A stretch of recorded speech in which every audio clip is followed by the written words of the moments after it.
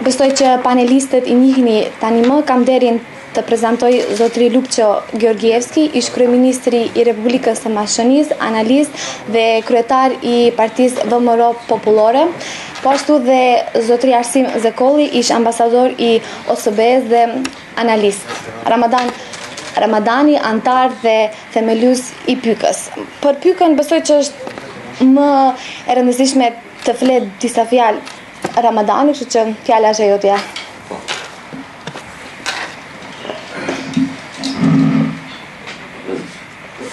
Ju falenderojmë edhe njerë për ardhjen e juaj. Vi se zablagodaruvame na vašето prisustvo.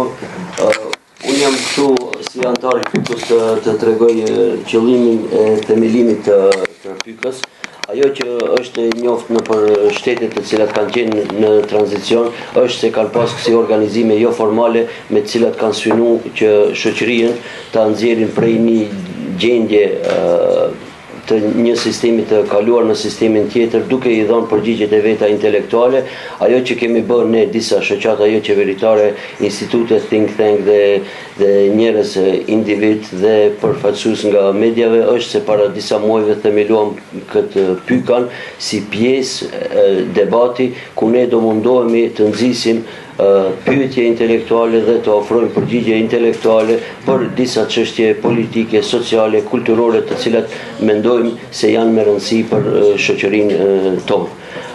Ono što беше karakteristično za nekoj opštestva koji žive vo drug sistem I koji formira nekoj klubovi so koji tije nudea intelektualni prašanje I odgovori za poljesno da se nadmina tije sostojbite, тоа беше првиот основ и мотив зашто ние ја формиравме граѓанска неформална коалиција PYK, која е составена од индивидуалци, невладени организации и институти, think tank институти, врз кои ние цениме дека со дебатирање и со нудење на интелектуални прашања и одговори ќе помогнеме за да се најдат соодветните одговори за нашето општество, народи и држава. И ова дебата е дел од тој циклот на дебати кои PYK ги правиме. Ние во PYK имаме хоризонтална представеност, сите членови на PYK се само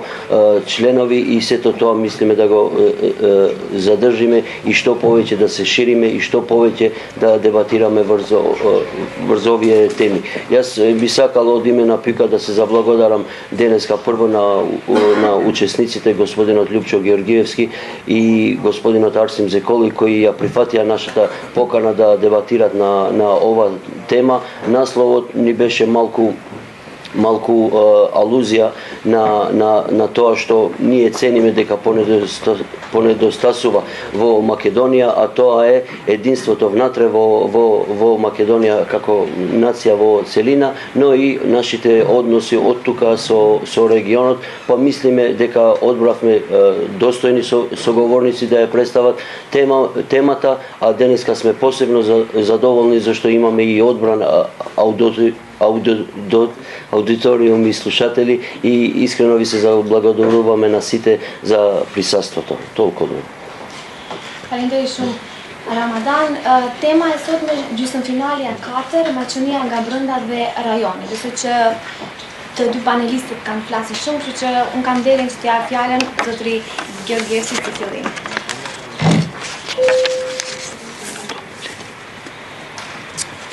Најпрви да се заблагодарам на оваа покана на невладината организација која ве се обидува да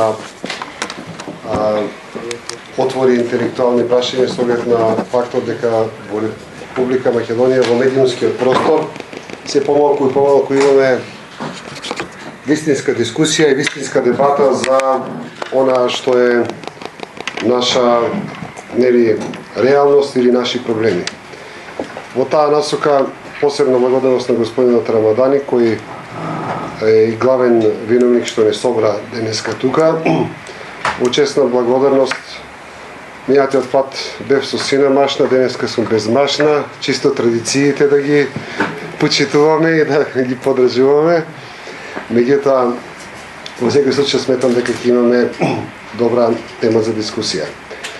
Четвртото полувреме во Македонија. Можем да кажам дека јас сум многу песимист за иднината на Република Македонија и тоа произлегува од главните правци во кои актуелната влада не движи нас напред. Има еден интересен стил оваа влада.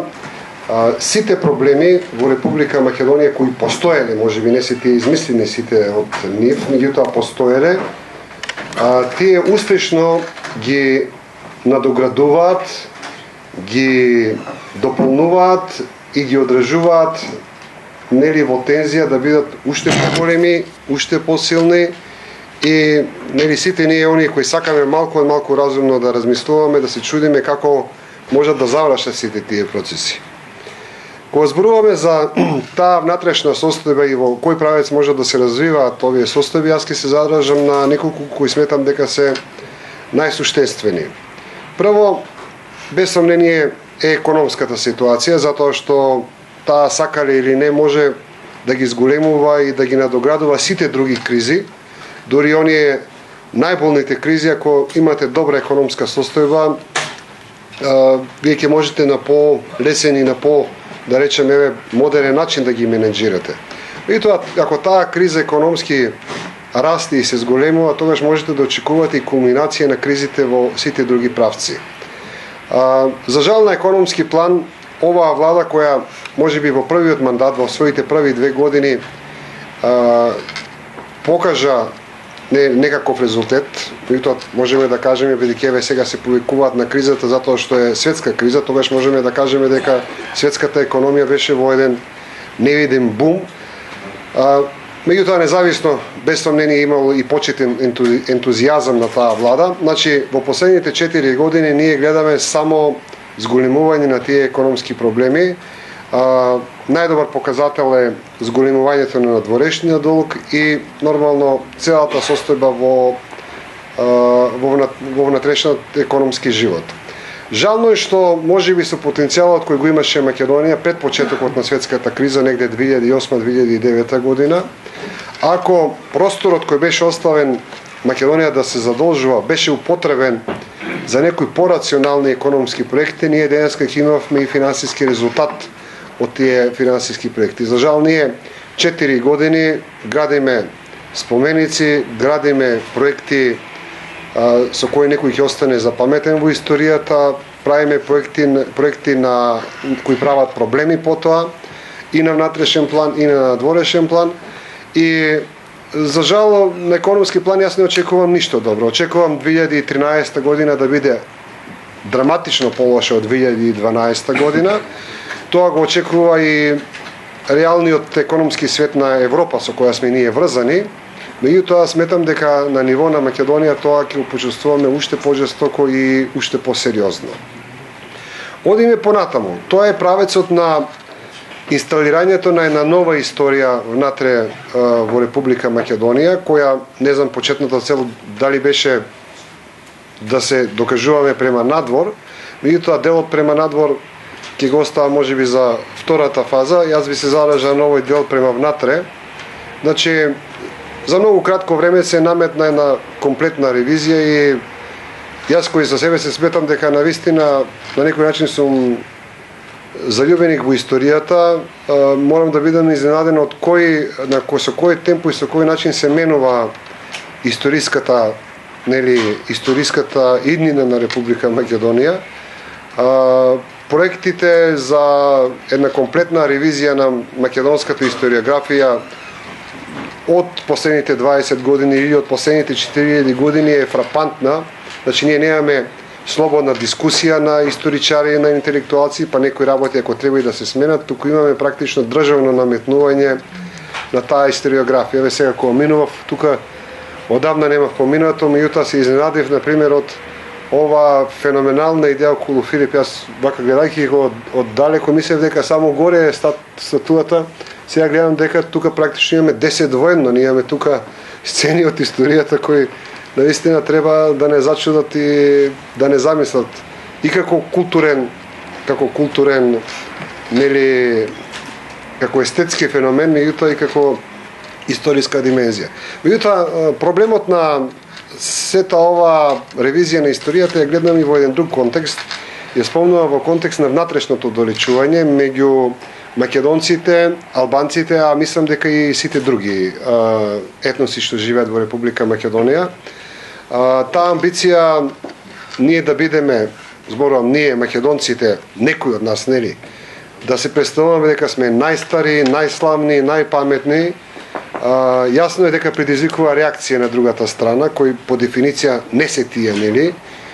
И тука не е проблем само со албанците, туку мислам дека проблемот веќе станува и со сите други заедници, а најкарактеристичен примерот е, мислам, со македонците муслимани, со торбешите, кои сметам дека во овој момент можеби 98% се откажа од тоа заедништво со македонците и бараат некои други етнички солуции. А мислам дека во тој поглед тоа е едно јаболко на раздорот кој доправа ќе ни создава големи проблеми и внатре во македонскиот дел, меѓутоа и на македонците визави сите други заедници кои живеат во Република Македонија и кои очигледно не може да ни го следат темпото на тоа колку ние имаме славно минато и колку имаме славна историја. И тоа ќе биде дополнителна јатка за жал на раздорот. Третиот елемент на кој сакам да се задржам, тоа е без сомнение можеби и најпроблематичниот, и најопасниот, и најкршливиот, и не знам кој епитет да го дадам во поглед на опасноста, тоа е мултиетничката кохезија на Република Македонија. Сметам дека политиката која ова влада ја води на некој ирационален национализам, ирационален патриотизам, јас понекогаш се обидувам да ги разберам корените на овој национализам кој оваа структура го форсира во Република Македонија, од неколку причини не ми се јасни. Прво, затоа што луѓето кои денеска го креираат новиот екстремен национализам во Република Македонија се луѓе кои во тогаш кога требаше национализам и патриотизам во раните 90-ти години, кога Југославија требаше да се распадне, кога требаше да се создаде самостојна и независна Македонија, ги немаше нигде. А не се толку млади за да речеме годините, ајде да речеме на Тодор Кралев, можеме и на овој министерот за здравство, како беше Рамадан денеска, ти убаво го опишуваш Тодоров. Не знам која генерација се, ајде да речеме да им простиме на годините, можеби се помлади. Меѓутоа, таа е на друга структура, таа си беше многу активна во 90-тите години, па не се сеќавам дека во тоа време се испотепаа нешто со некој посебен национализам во смисла визави Југославија да ја рестураме па да правиме самостојна Македонија. Затоа зачудува, нели, времето кога требаше, кога имаше потреба од таков патриотизам, тие го преспаа, а сега нели не внесуваат во некој нов национален романтизам кој каде и да го погледнете создава само проблеми. Вториот момент, што и ги знам тие луѓе кои се и што се по нивната идеолошка матрица и навистина понекогаш се запрашувам дали овој национализам кој денеска ни се нуди е едноставно работа на добро осмислен маркетинг, на некоја PR агенција која им кажала овде имате материјал за да создавате рейтинг и правете го тоа. Јас тоа го велам затоа што многу добро ги познавам луѓето кои денеска се креатори на таа структура на нов национализам. Таму ви имате едно големо крило на бугарофили, имате едно големо крило на југословени и имате едно големо крило на луѓе кои воопшто не се интересираа за историјата во времето кога јас нив ги познавав.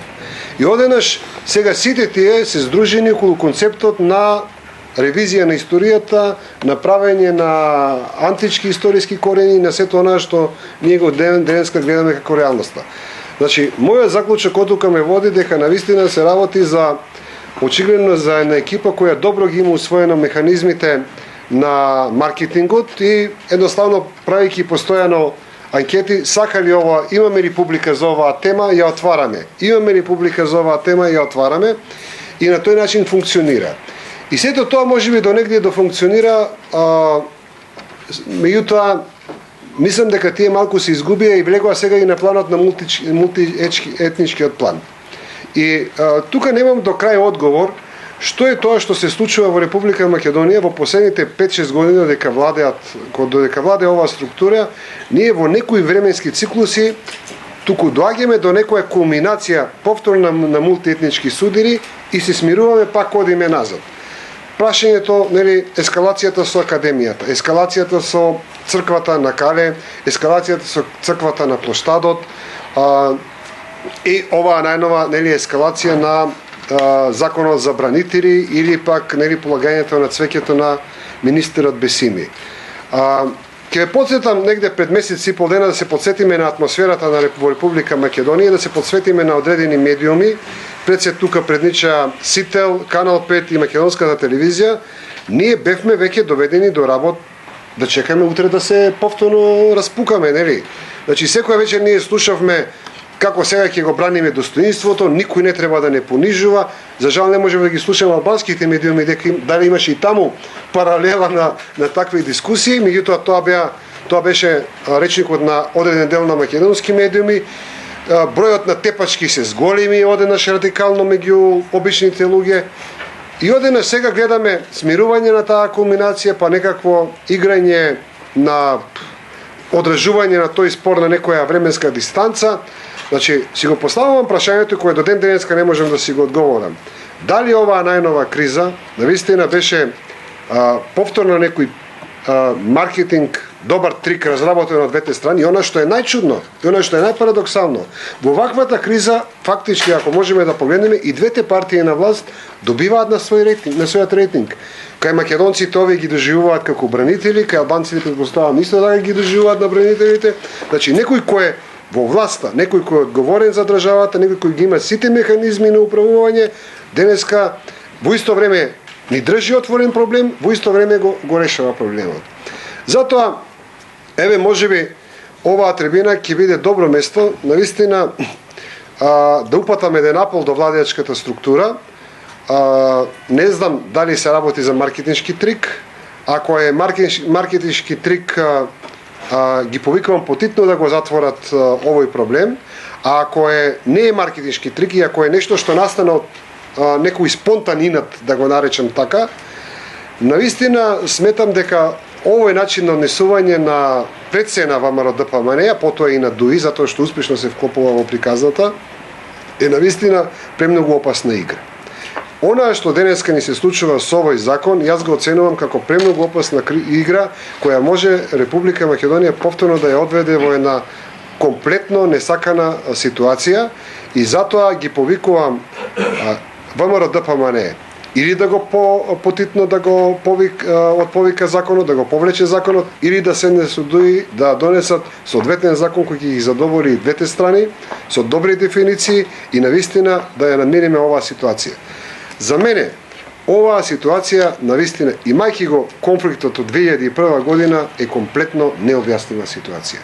Јас не можам да сватам, значи, како ништо да не се случило од 2001 година, како ништо да не сме извлекли како поука од 2001 година, како ништо да не сме смениле во нашето однесување и повторно истиот речник и истата терминологија ги враќаме на сцена. Се надевам дека разумен политичар едноставно ќе се однесува на тој начин. Благодаря много за въпроси. Ще искам да дадем фjalën zotëri Zekollit, një pikpamje më ndryshe për mashënin në rajon. Se pari mirëmëngjesi të gjithëve. Të filloj me një falënderim të organizata Kuka për Pyka, për ftesën dhe për dëshirën dhe vullnetin e cilë gjithë një është një munges për me organizu tribunet e tilla dhe ballafaqime me opinionin në sy në sy për me bisedu për çështje që dhe cilat në tangojnë të gjithëve, por jo gjithë një jemi të gatshëm të folim hapës dhe në opinion për to. Pa tjetër është gjithë një edhe knasi edhe sfidë që pas një njeriu me eksperiencë dhe background politik, si zoti Georgievski, mirë fjalët të vazhdohet. Mund të them se pothuajse çdo gjë që e tha në elaborimin e tij ishte në vite reales dhe përshkrim adekuat i asaj që po na ndodh. Në shenjë solidariteti me luljetën dhe me qëllim që kemi so ама практика на комуниким да е важно на Џула Македонас, што лецо пуна тилечна нечуван плафар. Според некој договор, мојот дел треба да почне со нека анализа на поширок или порегионален контекст за она што се случува. И ќе почнам со една анегдота која бев дел и јас некаде во 2008 година на традиционален ручек на амбасадори од бивш поранешна Југославија. И една од темите која се зачна беше како ви имидж имаме ние од поранешна Југославија. Што викаат србите стицаем околности, јас бев во позиција на некој начин да дадам као сиже кој го пренесам и сега. И го кажав следното, после 15 години која србите кажуваат дека хрватите се злосторници, хрватите дека србите се крвници, србите за македонците дека се глупави, албанците исто така за нив, па после македонците за албанците дека се прљави и нецивилизирани, дека босанците се радикали и терористи. Мислам дека ги убедивме европјаните дека сите сме го прави.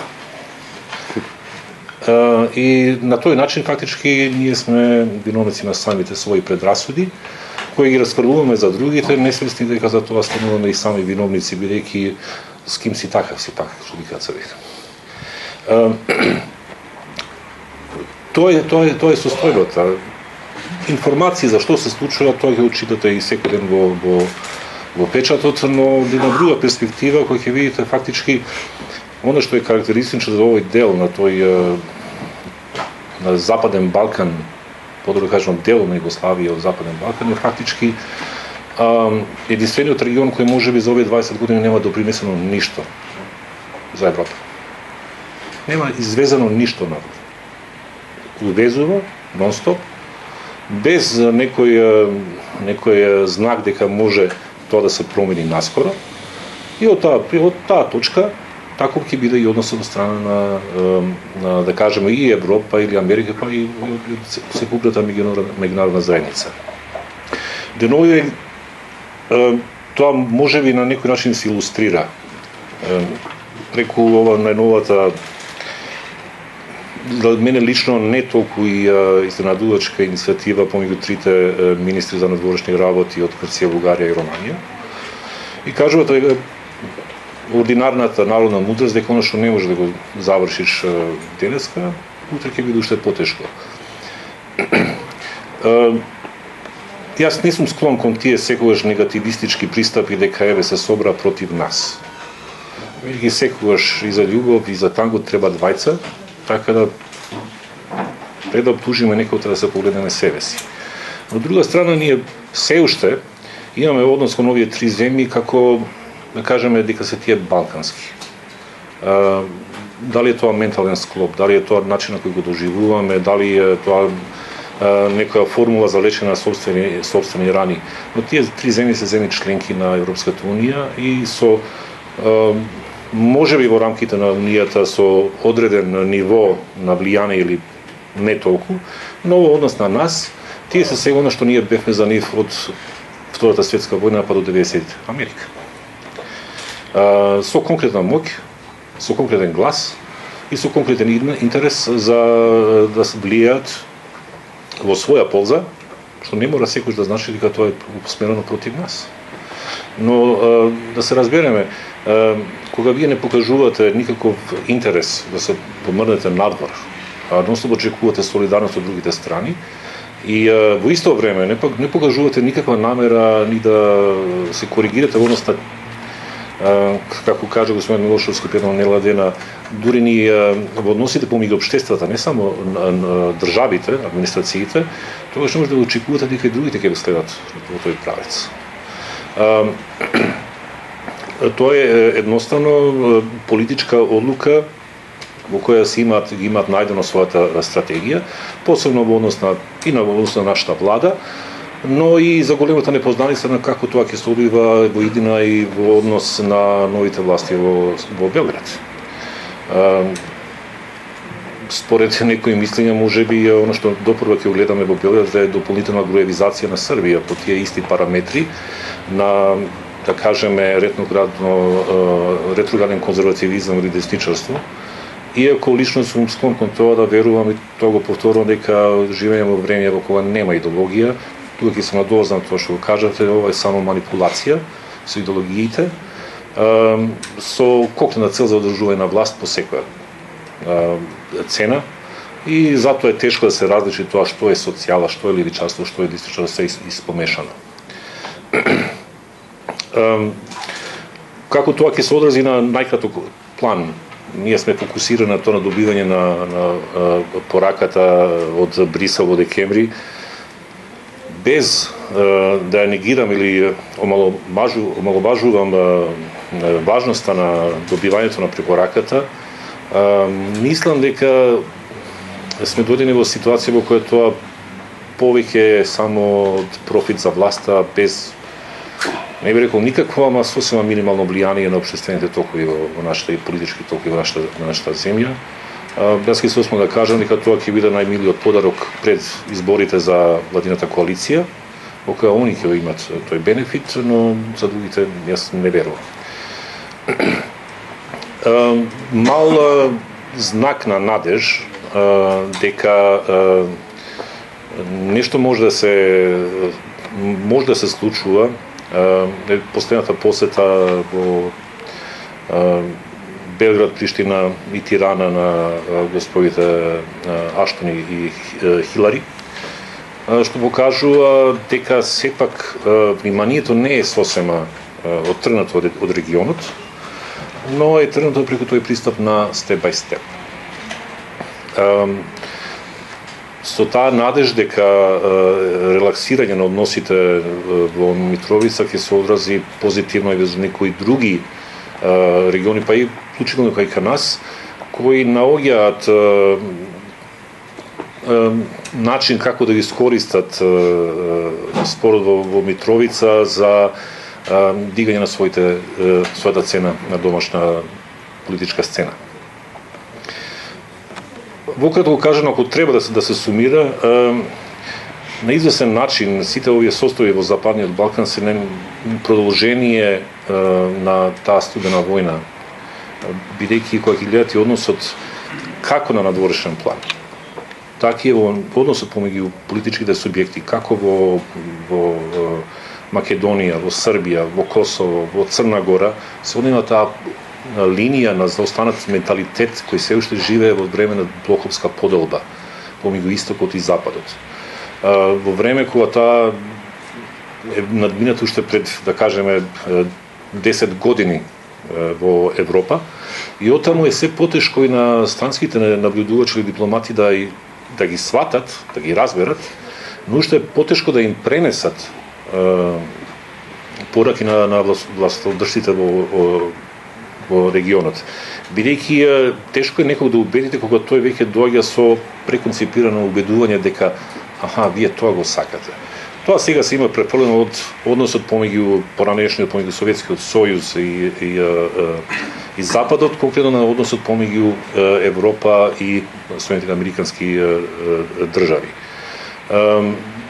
На известен начин, ако треба да се гледа каде е најголемата грешка, е тоа што регионот не успева да направи спој и соработка меѓу двата носители на клучните моменти за регионот, безбедноста и економијата. Кажемо едноставно, Европа нуди пари, нуди развој, нуди економија, нуди соработка, но од објективни причини не може да гарантира се уште безбедност во војно-безбедностна смисла. Од друга страна, Соединетите американски држави гарантираат безбедност, гарантираат војна соработка, но поради економската криза не може да гарантираат нити да дадат конкретна финансиска инекција која може да ги придвижи работите. Тука е и клучот каде може да се најде тој распон и таа игра кој политичарите на Балкан се уште се обидуваат да играат топло-ладно помеѓу Брисел и Вашингтон. Би се вратил на домашниот терен. се надовозам пак на тоа што го кажа господин премиер. Ќе се надовозам подоцна за албанскиот дел на приказната, но ќе се држам да кажам фактички за македонскиот, да влезам јас еднаш на ваш терен, што се вика. Има една убава поема од Рајнерд Киплинг, Товарот на белиот човек, напишана некаде на почеток на 20-тиот век, со една двосмислена категорија, познат која доаѓа од еден поет кој е познат по своите империалистички ставови, но поезија која во себе содржи лични елементи на сарказам и на самокритика. Еден момент кој не често се спомнува е тоа за перцепцијата која е наследена од Југославија. И тоа е можно карактеристично за Србија и Македонија. Јас би го нарекол товарот на македонецот. Товар кој е определен со тоа дека македонците не имаат државата, културата, интелектот, знаењето, науката, урбан стил на живење, светски светоназори и на тој начин. Но тоа траеше некаде до 90-тите години, не на почетокот, туку кон крајот, но тоа полека се веќе се надминува. Но желбата за да се обстои на таа теза дека некој ќе каже дека ние сме газдите, вие сте чираците, тоа е малку вулгаризирана. Повеќе би рекол на една психолошка проекција за самите себе како супериорни врз останатите. И со тек на времето, комуникациите, глобализацијата, патувањата, односите во општеството, образованието ги менуваат тие односи. И тоа создава една натешна тензија кај македонците за да се одржи таа позиција на, да кажеме, супериорност, но всушност таа создава повеќе тензија во смисла на загрозеност и грчовита борба за одржување, што создава и тензија во општеството. Истата ситуација е и во Србија. Во таа перцепција во Белград се уште кошаркарската екипа најдобра, бидејќи во 70-тите Југославија беше најдобра, дека фудбалската екипа беше најдобра, тоа беше во 70-тите, дека Југославија беше четврта војна сила во Европа или во светот, но тоа беше во 80-тите, 70-тите и се потешко да се прифати една реалност дека денес сте само една од државите во регионот. Затоа, ако ќе се вратам на почетокот, тоа се менува. Таа перцепција и од Софија, и од Румунија, и од Унгарија се менува и од Хрватска. И полека луѓето продолжуваат по својот пат и веќе немаат врска да се чувствуваат загрозени или фрустрирани во однос на Белград. Кога 20 години вие сте на ударните страни на светските црни хроники, не останува никаква мистика за вас. Вие сте веќе пробиени, анализирани, разбрани и ценен збор вчерашна приказна. Може и малце бев конфузен, но ќе продолжиме се и со пратено со прашањето. Благодарам.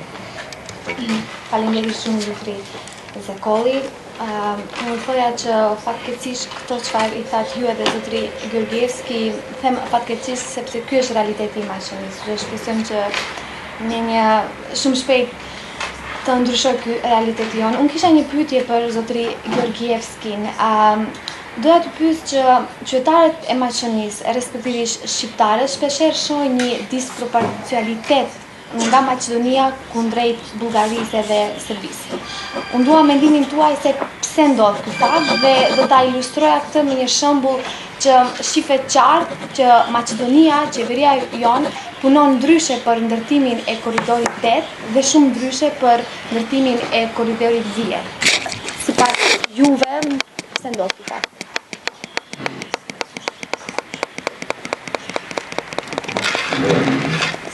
Само да пробам да прашам пократко, значи нас би не интересирало зашто кога еве веќе ние сме 20 неколку години самостојна држава, Брисел, Вашингтон, па и Софија, и Тирана, и Солун ни се поблиску, а сепак Белград останал наш Цариград. Мислам дека ова е провокација, затоа што многу добро ги знаете моите ставови по тоа прашање. 20 години се обидувам да сменам нешто во тој поглед кога станува збор за Република Македонија и низината надворешна политика, и дори кога ја гледам актуелната ситуација денеска во Република Македонија, си помислам дека и онаа политика на господинот Глигоров за еквидистанцата дури не беше толку лоша, и дури можеби му е сваќам поентата, знаеки ја приврзаноста наша кон северот, можеби тоа му било само дел од тактиката како да се помалку оддалечиме од сите, а не да се приближиме, иако во суштина и во поента, во основата на новиот европски дух треба да биде како да бидеме блиски со сите, не како да бидеме далечни со сите. Во таа насока јас можам да кажам дека за жал и после 20 години самостојност и независност на Република Македонија, практично ништо не е сменето кон нашиот однос кон соседите. Сега ако ја направиме анализата и во континуитет со Југославија, со тоа што тогаш имаше некој оправдание дека бевме дел од таа Југославија, меѓутоа кога ќе направиме и таа анализа, ќе видиме дека и во рамките на таа Југославија ние не бевме подеднакво кон сите исти принципијални. Значи, морам да го спомнам тој дел затоа што за да ги видиме корените на континуитетот кој до ден денеска продолжува. Односно, ако се навратиме во таа Југославија и да речеме последните 10 години на распаѓањето на таа Југославија, ние ќе се подсетиме дека македонската политика и македонската јавност секогаш ја држеше српската страна во било кој конфликт. Ќе почнеме од најрадикалната работа. Кога беа демонстрациите на Косово, главните полициски сили кои одеа таму да се справуваат беа македонските полициски сили, и можеби тоа албанците се уште од Косово ни го памтат, и можеби во духот на тие извинувања, верете некојаш македонците и да им се извинат на косоварите, зашто беа орудие на српските интереси во рамките на таа Југославија. Меѓутоа, не завршува тука само приказната со косоварите, Истата приказна, ќе се подсетите, вие беше и кога Словенија правеше своја иницијатива, и кога Хрватска правеше своја иницијатива, а во Босна и Херцеговина, кога беа најголемите масакри, ние многу мудро молчевме. Значи, тогаш не беше работата да се застане на ова или на онаа страна, работата беше едноставно да се осудат масакрите.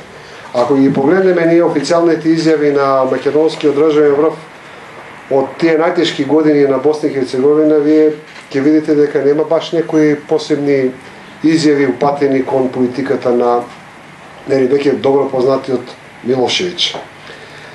Така што тој континуитет на сврзано само према една република, да не зборуваме за молкот кога, значи и перцепцијата и ден денеска во македонската, па јас не би рекол само народна јавност, туку би рекол и политичка и интелектуална јавност, ако вие денеска запрашате некој македонец која растори Југославија, тој јас мислам дека 98% ќе ви одговорат во нивното сваќање дека се тоа словенците и хрватите.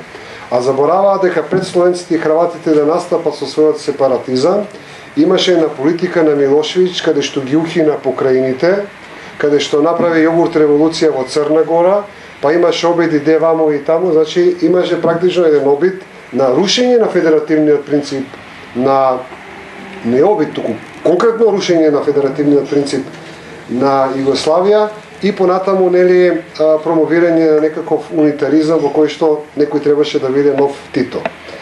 Така што таа политика сега ја гледаме во континуитет према нашите соседи. Значи, ние имаме истата таа политика, да речеме сега према Косово, према Албанија, према Грција, према Бугарија. Значи, сегде гледаме политика на, да речеме, на дистанца и имаме една некритична отвореност према северниот сосед. Во таа смисла, за жал, и нашата политичка мисла се повеќе и повеќе е поклопена со политичката мисла на нашиот северен сосед, и ние имаме една ситуација, вие се сеќавате, мислам дека мојата и лична улога во идејата за Косово не е мала и не е за подценување. Меѓутоа гледаме како потоа идеја отпорите да се дојде до една воспоставување на тие добри соседски односи со Косово, и покрај тоа што имаме една чудна ситуација. Ние имаме една огромна заедница, односно конститутивен дел на Македонија, тоа е албанската заедница, која веќе се движи кон своите 30%. Значи, обично тоа не ни е важно мислење, а ни е важно се уште како ќе мислат нашите северни соседи. А најкарактеристичен беше примерот на тоа, како да кажам, духовно потронство на македонскиот субјект, беше, да речеме, спортскиот надпревар во Ниш, ми се чини, или не знам во која сала беше, кога албанците, косоварите нигде не беа, а македонската публика само за да се допане и да се додвори на нашите северни комши, одеше со навреди кон албанската заедница. Она што сакам да го потенцираме, дека таа политика продолжува и на сите други полиња. Значи, односот со Грција не би го ставил во тој, како да кажем, еден нормален однос, затоа што сепак тука имаме една ситуација која од нивна страна е проблематична, меѓутоа има тука многу прашања кои треба да се постават, а нормално да се одговорат, зашто така се однесуваме од наша страна. И последниот елемент и последното заострување на односите со Република Бугарија, која за мене беше апсурдно дека може да кулминира на таков начин, меѓутоа очигледно политиката на оваа влада покажува дека ние на теза не е доволно апсурдна за да стане реалност со нивното владење, и ние веќе де факто ја гледаме Бугарија како промовира нов непријател на нашиот пат на евроатлантската интеграција. Јас не знам колку се тие пораки што ги упатуваат од нивна страна се уште само жолти картони, дали тие и де факто решиле да употребат и црвен картон, и лично сметам дека се уште се работи за жолти картони, и сметам дека се уште има простор од наша страна да нешто коригираме и да поправиме. Меѓутоа, факт е дека ние имаме една непринципиална ситуација. Јас ќе спомнам еден пример за кој мислам е толку очевиден. Јас напишав еден текст кај што сите ние сме фатени во еден тежок фудбалски офсайд, каде што ни судијата не може да ни извлече. Тоа е примерот на тоа така наречено заедничко одбележување на некои историски настани. Знаеме дека Бугарија тоа го бара 2-3 години наназад, и покрај тоа што сметам дека Македонија од тоа не само што ќе губи во принцип, туку ќе добива, затоа што тие практично ја признаваат со тоа нашата реалност. Значи од тоа перманентно бегаме, а од друга страна значи гледаме на ситуација каде што окупацијата на Република Македонија, да речем и на Косово, меѓутоа мојот проблем сега е Македонија, албанците треба да си го гледаат нивниот дел, затоа што со таа победа на Куманово де факто е направена окупирањето, односно ослободувањето и на Македонија и на Косово. И во таа насока, значи тоа без проблем го прославивме, без проблем направивме покана за целиот српски државен врав, и покрај тоа што имаше некое нејасно соопштение дека тие не го признаваат, а министерот за култура, значи член на владата, беше присутен на тој настан, што значи заедничко одбележување де факто. Значи со тоа се види една целосна, комплетна непринципиелност. Значи сега зборуваме за непринципиелност кон соседите. И во таа насока примери има колку што сакаме. Денес како ги отворите македонските весници, на поголем дел од нив пишува Бугарија во смисла го узурпира, го прогласува Никола Вапцаров за бугарски поет. Знаете, сега за да не ви падне рейтингот треба да премолчите. Видите, ако сакате да бидете реалисти, треба само да поставите прашање. Ако Никола Вапцаров е роден во Бугарија, цел свој живот живеел во Бугарија и на крајот, нели, умрел во Бугарија, при тоа, значи, целиот негов општествен, реален, љубовен живот се случувал во Бугарија, бил член на Бугарската комунистичка партија најголем дел во својот живот, нели е тоа услов со кој еден поет се квалификува да биде дел од бугарската литература? Сега, зошто ние бараме кавга во тоа? Зошто, нели, имаше иницијативи низ годините и Никола Вапцаров да го прославуваме заедно, меѓутоа ние сме тие кои бегаме од тоа. И сега ние измислуваме тези, сега, значи, според нашата перцепција на југословенската комунистичка историографија, која не можеме да ја надминеме, значи тој е само македонски поет. Меѓутоа овде фактите ви зборуваат дека тој и де факто е бугарски поет, затоа што има премногу аргументи да го бранат тоа, нели? Значи, наместо да ја бараме средината и да ја додиме, значи, заеднички на решавање на тие проблеми, ние само постојано тоа го представуваме како нов бран на конфронтации, нови отварања на проблеми и незалечување на старите рани. Во таа насока ќе се задржаме и на Грција. Значи, тука не го спомнувам проблемот со името, ќе се задржам само на овој друг дел, на античката историја за која претходно зборував, и тука кога зборуваме исто така не можеме да не бидеме искрени, да не се признаеме дека ние во приказната за античка историја сме нови, свежи или стари максимум 5 години. Значи, нешто, тоа што секоја вечер слушаме за тоа документарни програми, не значи дека ниту ќе го смениме ставот на светската историографија, ниту пак ставот на грчката историографија. И сега најверојатно ние отвараме туку уште еден проблем. Значи, покрај името ние ќе имаме најверојатно блиска иднина дискусија за историографијата со Грција, затоа што и тука ќе треба да делиме некоја ситуација. Така што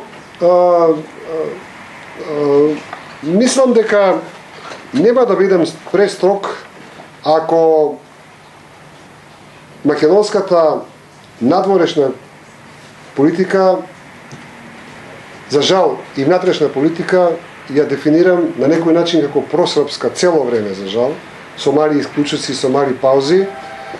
Тоа истото се случува на внатрешен културен план. Вие, да речеме, гледате на внатрешен културен план, тешко можете да чуете друга балканска култура, меѓутоа сме максимално отворени кон северниот сосед. Да речеме, се уште на македонски медиум, сега зборам чисто македонски медиум, е проблем да чуете грчка песна, да чуете бугарска песна, или она што е најинтересно, во функција на нашата внатрешна кохезија или интеграција, да чуете албанска песна. Јас не бев на тој настан, меѓутоа ми кажува, не знам што имаше некој тука на стадионот прослава, која беше тоа годишна 8 септември, при појавата на албанскиот пејач имало свиркање во публиката. Значи не им пречат по 24 часа 7 дена во неделата да слушаат музика од северниот сосед, и тогаш не се патриоти. Тогаш не име проблем со достоинството. Кога ќе чујат албанска песна на заедничка манифестација, тогаш имаат проблеми со достоинството, имаат проблеми со, не знам, идентитетот, тогаш се загрозени или не знам што. Мислам дека таа перцепција се обидувам со моите скромни говори 20 години да ја сменам, меѓутоа можам да кажам дека сум неуспешен на тоа поле. И во таа насока се надевам дека, нели, кога зборуваме за таа меѓународна политика, сметам дека сите ние треба да се трудиме малку таа принципиелност, кога станува збор за четирите соседи, навистина да ја поставиме на едно повисоко ниво, на едно попринципиелно ниво, и мислам дека ќе имаме корист од таа работа. Благодарам многу за тоа што ми доведеш па. Имав можност да престојам во Туркменистан 2 години и митни се видов со Маринела Кушева и она беше гостинка заедно со една теничка во Ашкабад и ми пренесе дека се повеќе работи во Македонија подсетуваат на Туркменистан. Можам само да ви кажам, викат американците don't get me started. или преведено не ме влечите за јазик, бидејќи сличностите стануваат секој ден, од ден на ден пофрапантни. Но има една сличност во врска со политиката на еквидистанцата. Туркменистан статусот званичен и службен, признаат од Обединетите нации, на перманентна позитивна неутралност. Тоа уште од 94-95 година. Кога погледнете земјата како таква, фактички географијата ви објаснува се, ви кажува зошто. На граница со Иран, Афганистан, Узбекистан, со Касписко море.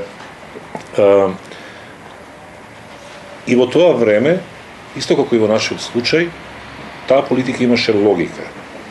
На држање на дистанца кон сите 4 соседи, војно, сите поспособни од Туркменистан, мала земја без речиси никаква политичка и административна инфраструктура. Истото може да се каже и за Македонија. Во раните 90-ти години таа политика на еквидистанца имаше логика, можеби не секогаш беше изведена на најсуптилен начин, но кога станува во прашање безбедноста и создавање на нови институции, реал политиката секогаш стапува на сцена и диктира темпото на развој на настаните. 2007 година во Туркменистан дојде нов председател и почна да ја развива таа политика на неутралност, која со време се извитопири во самоизолација. На дистанца, на негативна дистанца, одбивање на сите соседи. Овдека кај нас на известен начин таа политика на неутрална еквидистанца,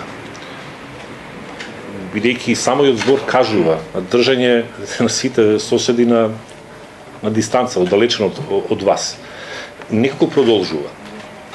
И во однос на Белград би можел некој да се дефинира на некоја форма на политички Стокхолм синдром, на зависност, на ѓаволот што го познавате, од кој не можете да се оттргнете. Но тоа е бизарно, бидејќи 92 Обединетите нации во заграда, реално кажано, Соединетите американски држави, стапија на сцена и дојде во Македонија поради границата со Србија. Поради можноста и самата мисија на ОПСЕ до пред 2 години кажуваше името Spill Over Mission, мисија за превенција на преливање на конфликтот. А сепак, се уште, односот кон Бугарија е навистина бизарен и мистериозен. Може да кажам за тие 3 години во Виена, поддршката од Бугарија, па и од Романија, беше нешто што односно го има во джеп. Што немаше потреба да лобирам или да инсистирам кај нивните амбасадори, за разлика, да кажем, од други земји кои па и не беа баш толку војни, вклучително и од Белград. Затоа тој став на наводен непријателски однос од Бугарија, да, на папиру стои, ама не може никој да ми го покаже во што конкретно. Бидејќи ние забораваме, тие се веќе 3 години и повеќе членки на ЕУ и на НАТО. И од целото време они ни даваа поддршка. И одеднаш се јавува прашање дали таа поддршка ќе продолжи и понатаму. И тука стапува логично објаснување.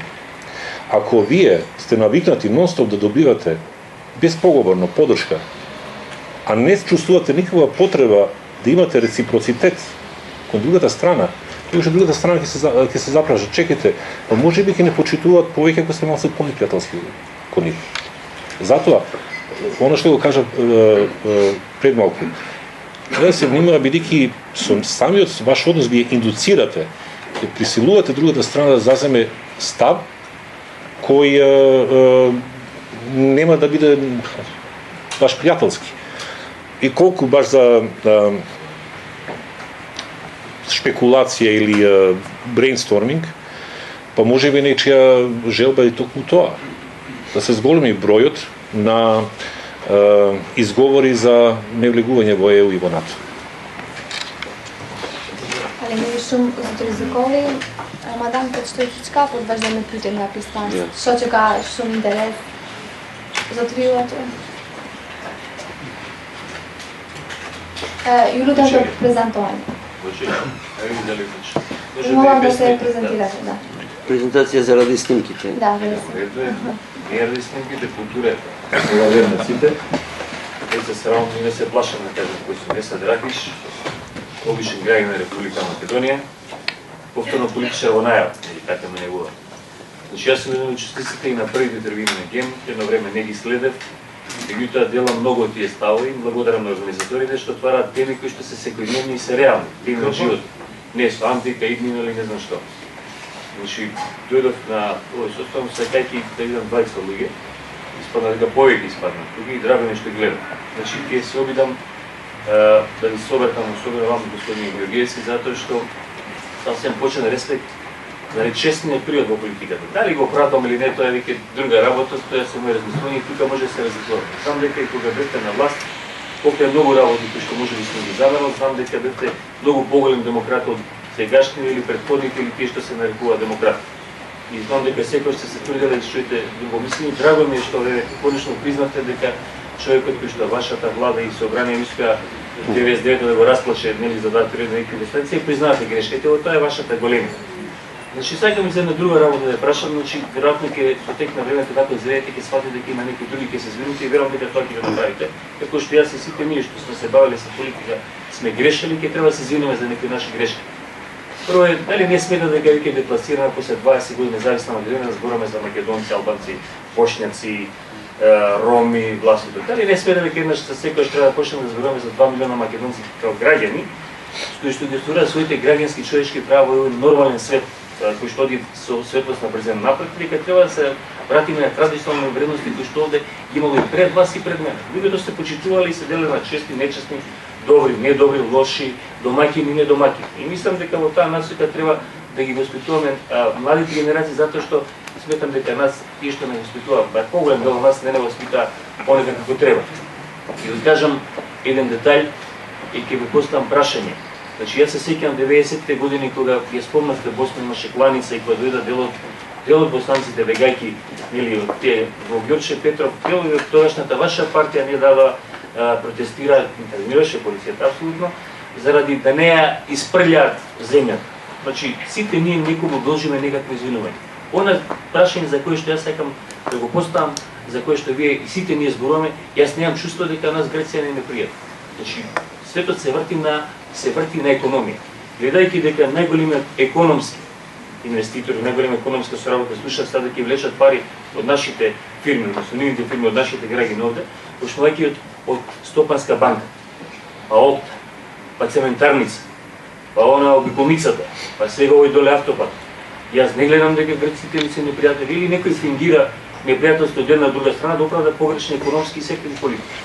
Јас кога одам во Грција, верувам и неголемиот дел од овдека, освен со некои идиоти кои што имаат проблеми со себе, не со мене и со нас, не гледам дека тука е проблем. А од друга страна па, за жал, вие како пример за кој што сметам дека сте отворен за многу работи, не понудивте рака тогашна да соработка не на држа кој што нас не е најголем пријател, кој што не поддржа подуставно, мислам дека и гарант дори за нашата безбедност во НАТО не поддржа. Гледам сега влага срамежливо економски, не влага срамежливо, влага затоа што грците веќе немаат пари. Зборам за Турција. Значи, дали сметате дека политичката олигархија, која што е создадена од еден центар во Република Македонија, а е под контрола на тој центар што е на север, предолго го лаже овој народ дека имаме непријател. Значи, без оглед на негативните работи кои што јас како албанец или како македонец или како бошњак ги правам, едноставно нели сметат дека 2 милиона луѓе се перманентно плячкани, лажени во една структура која што 20 години влада. Без разлика дали е Еса Драгич, Адем Зојкови, Рамадан или било кој, вас нема да спомнам, тоа се исто. Значи, дали не сметат дека генерално Република Македонија треба да престане, тука се служам со вас, да почне да расправат што другите единствена земја, што самите ние мислиме.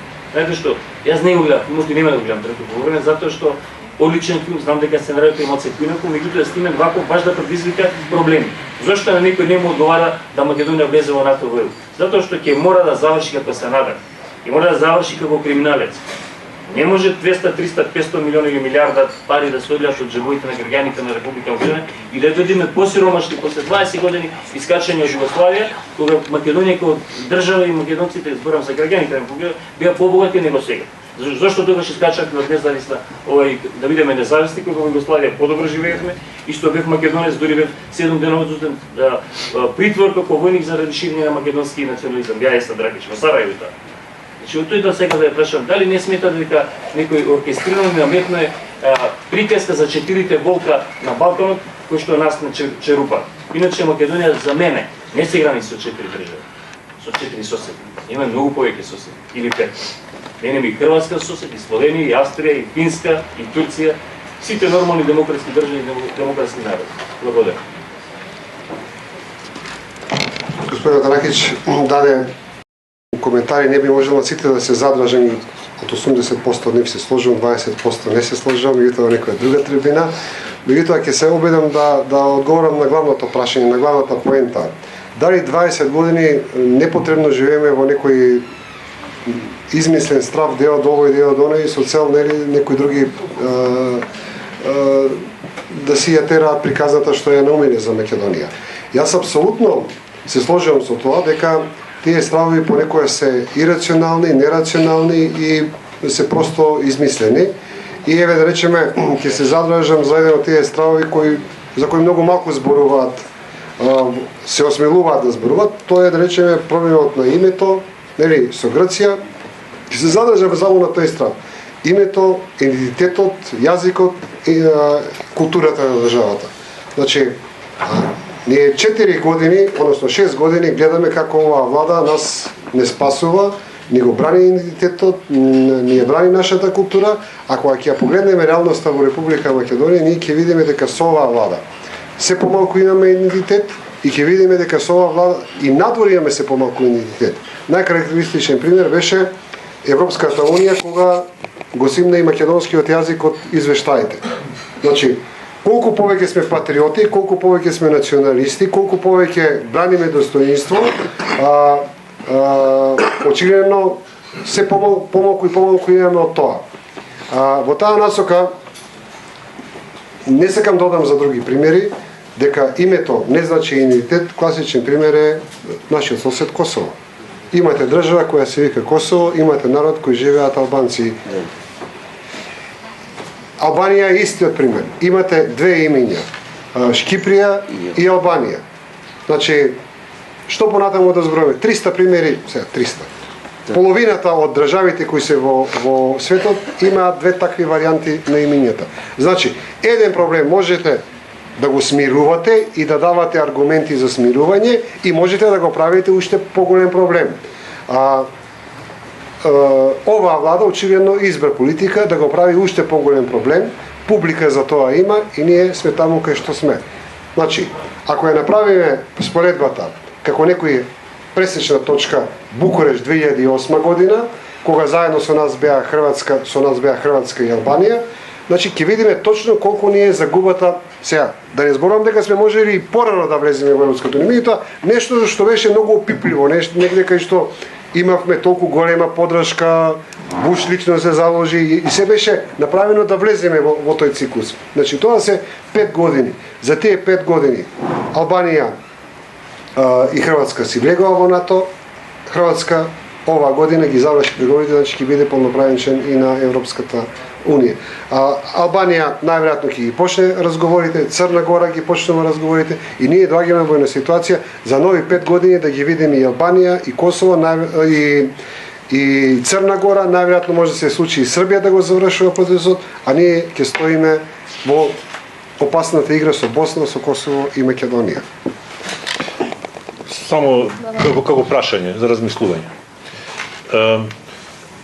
Би сакал некој од владата да ми објасни, например, Албанија нема помал интензитет на проблеми или спорови со Грција.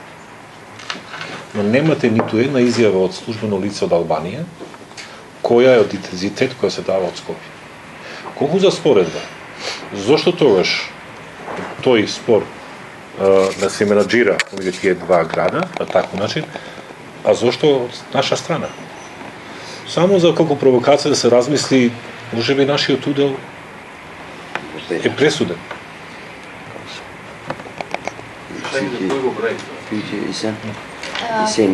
Ви благодарам, Калимери. Pyetje na brapa, po? Pak ma afër mikrofonit.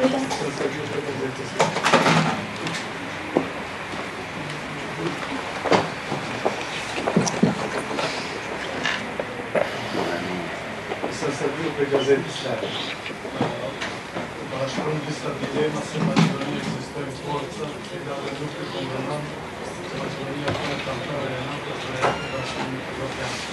Për zotin e komunitet nuk po konkretisht diskuton ato.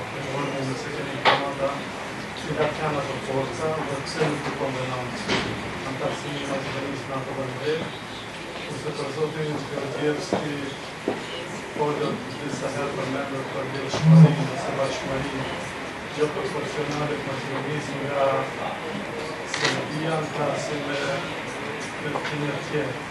Gjatë kohës kur kemi qenë ministër, a keni bërë ndonjë tentim dhe çfarë tentimi për të kemi shkurtër në realitet dhe si kam përfunduar të tentim nëse eventualisht i keni pasur. Jo në Maqedoni, po në sësën shtet,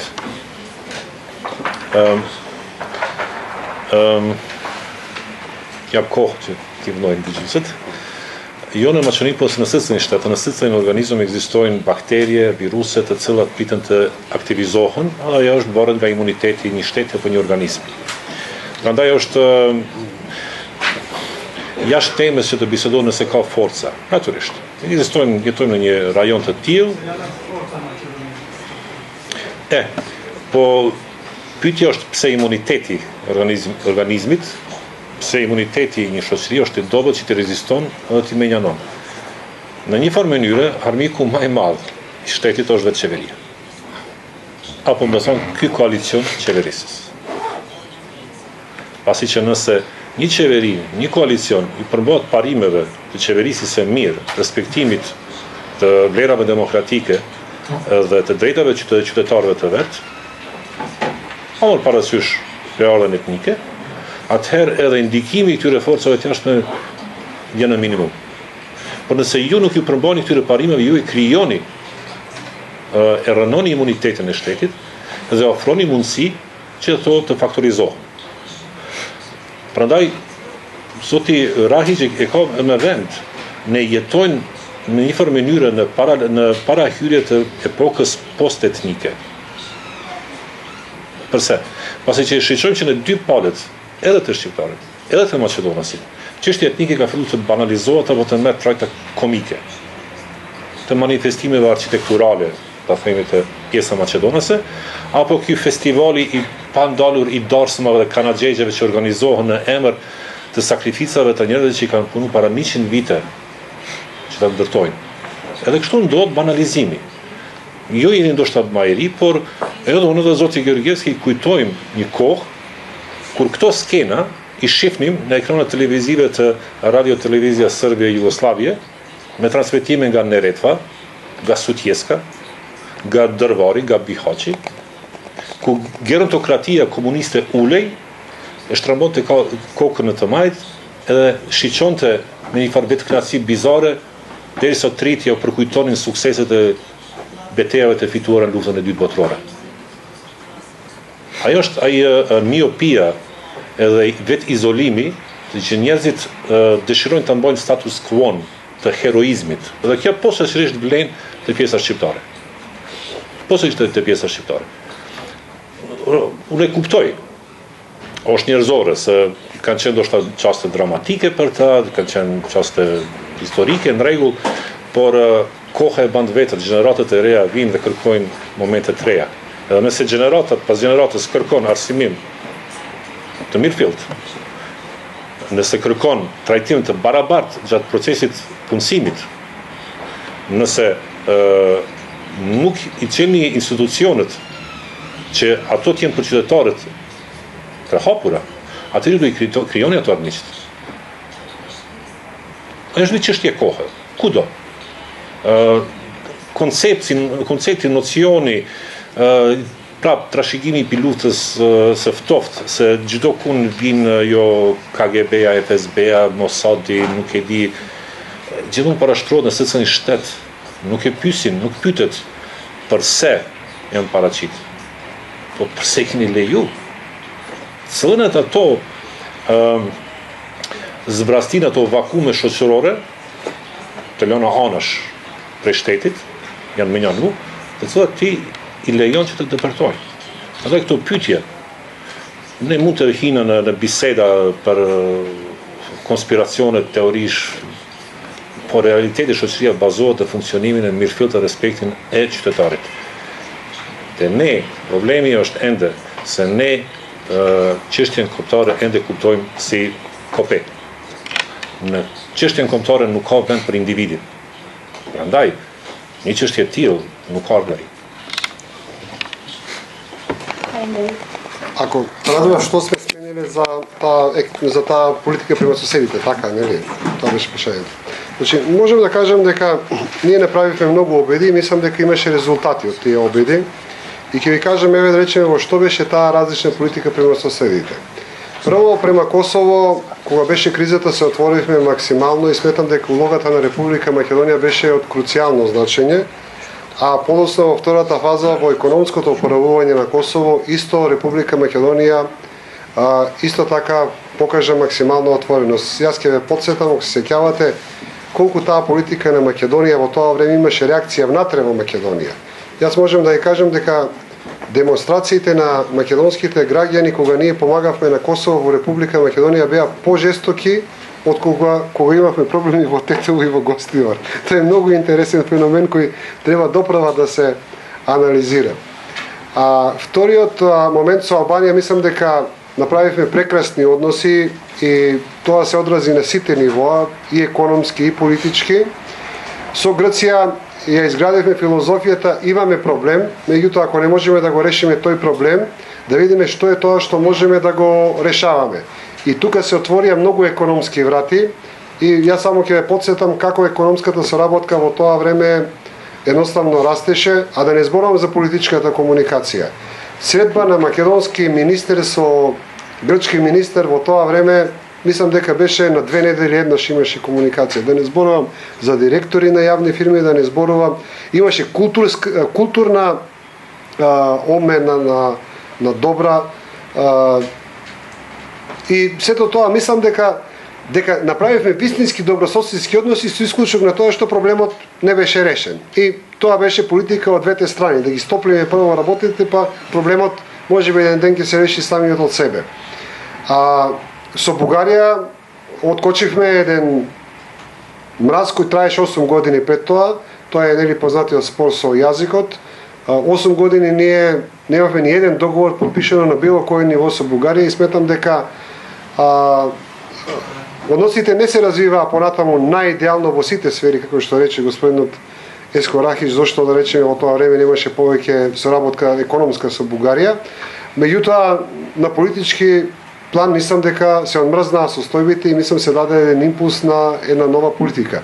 Сметам дека во моментот кога падна Милошевиќ и дојде Џинџич на власт во Србија, исто така веднаш тргнавме кон затоплување на односите и со Србија. Значи сметам дека таа политика на добри односи со сите соседи максимално како школски пример ние се обидовме да ја промовираме и дека нели со сите проблеми кои останаа нерешени, така функционираше во тоа време периодот. Благодарам.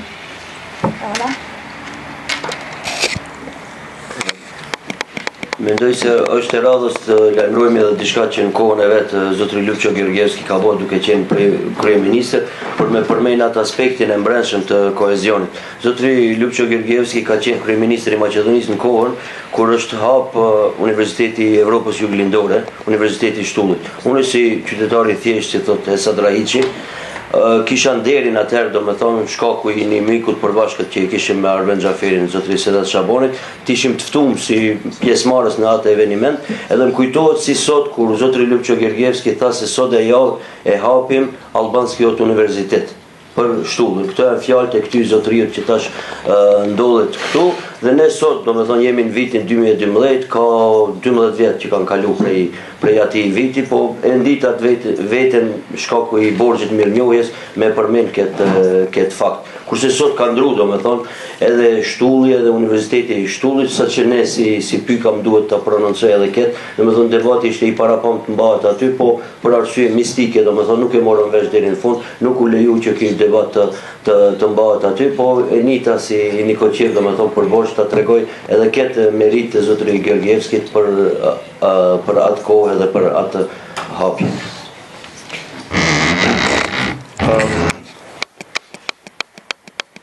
Јас имам 46 години, мислам дека господинот Георгиевски не секам, не љубам никому да пеам панагири, посебно луѓе кои седат до мене. Но да се забележи во историјата, ние бевме колеги во тоа време, често се разминувавме пред пултот на Университетската библиотека, која сега е во Темница, има некоја символика во тоа. И во бифето. Но Рамадан ми инспирираше да кажам нешто сосема кратко за ќе ве замолам за трпение. Премногу гледаме во Георгиевски премиерот, а премалку гледаме еден друг пример кој не го разбираме секојаш потполно. Ја спомнав пред малку. Понекогаш симптомите на едно општество се наоѓаат во некои чудни, мали така ќошеви кои не ги приметуваме, а значат многу.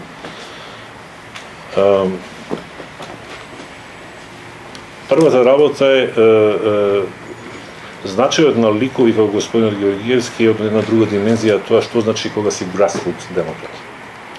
Кога си од старта од најниските позиции во општеството, се пробивате до позиција на премиер или водач во било која смисла. За разлика од други политичари кои се на некој начин кралевски назначени од една канцеларија во друга и немаат контакт со реалноста на политичката борба од почеток па до триумф. Последната колумна тоа го напишав дека на почеток ве игнорира, па ви смејува, па бога ми жестоко се уште се борат и на крајот победивте. И тоа е можеби поука која понекогаш на помладиве генерации пропуштаме да им кажеме дека политичка моќ на овој начин како функционира политичката сцена во Македонија е ирелевантна, бидејќи делегирана.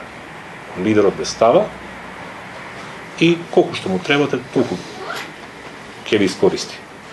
Второ, во однос на да кажеме ставот на господинот Георгиевски по многу прашања што на натрешната политичка сцена.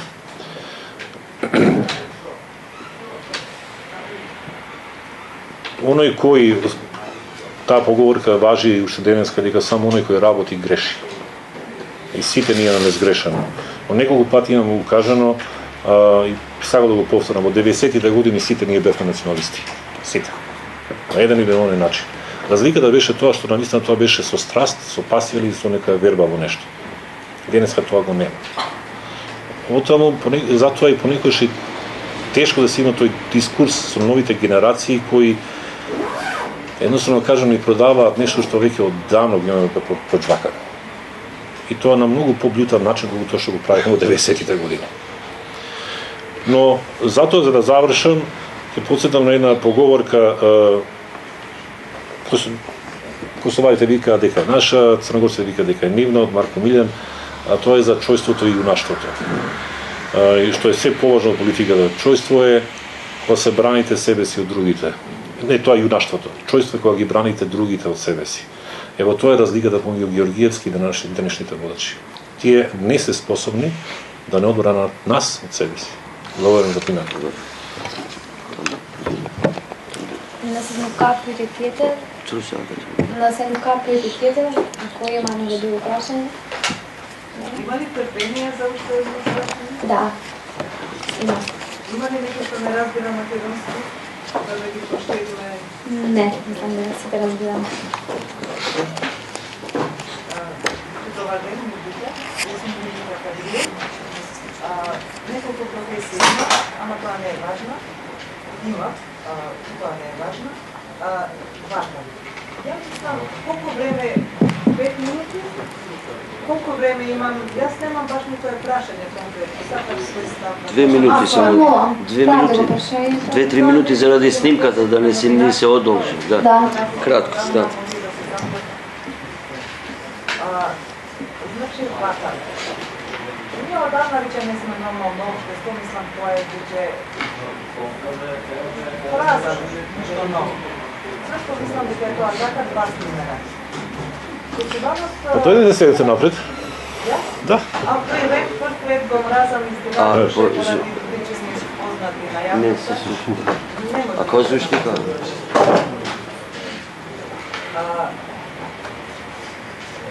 Јас за политика не знам многу, ма да Растепус политичар. Ама Растепус политичар тој беше некој друг код. Ама ја прошлата недела бев на една промоција кај што зборев за татко ми, многу беше год кога после многу напори, јас не сум многу умешна за интернет и тие работи. Рамадани ми испрати еден линк или некоја пријателка, веќе не памтам. На крај татко ми види дека јас сум го пофалила на една промоција, беше многу год, ама рече немој многу да збориш за мене, не е многу културно да зборуваш за семејството, а уште и позитивно, мислам. Вајда другите би требало тоа да го кажат за мене, така не. Значи само ова. Јас Растепус политичар, кој што беше отсутен татко. Многу ја мразев политиката, бидејќи ние бевме постојано со мајка ми, а татко ми беше или на работа, или во Белград, кај што работеше 20 години во Скупштина и така натаму, или беше главен во материјалите, бидејќи многу сериозно се подготвуваше за тие седници на извршниот совет, кај што беше подпредседател, па тоа беше министер и така натаму.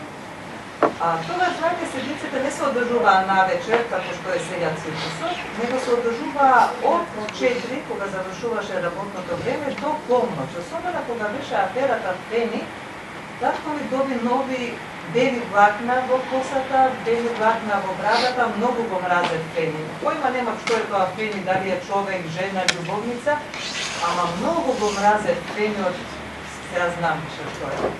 Бидејќи татко ми остави во тоа време, беше тоа голем проблем за државата, а политичарите многу лично ги чувствуваа проблемите на државата, значи имавме нормална политика. Сакулата на татко ми тука во овој предел добиваа такви флеки што ниту еден детергент не ги тргаше, како тоа се вика.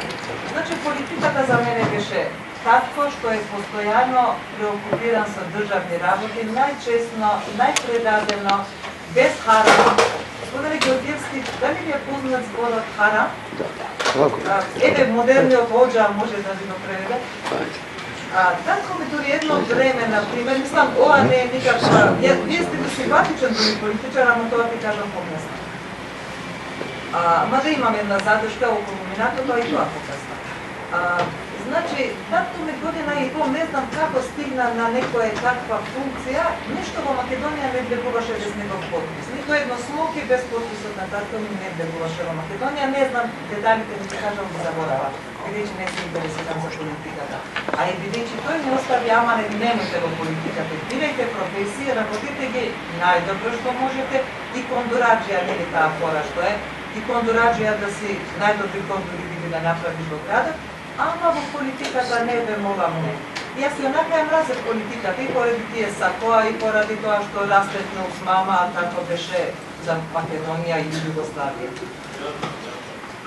А може ли го продолжиме разговор со кафе доле? Само заради снимката, не, дека заради снимката ние сме ограничени на 1,5 тоа со временското за YouTube и за преносот после.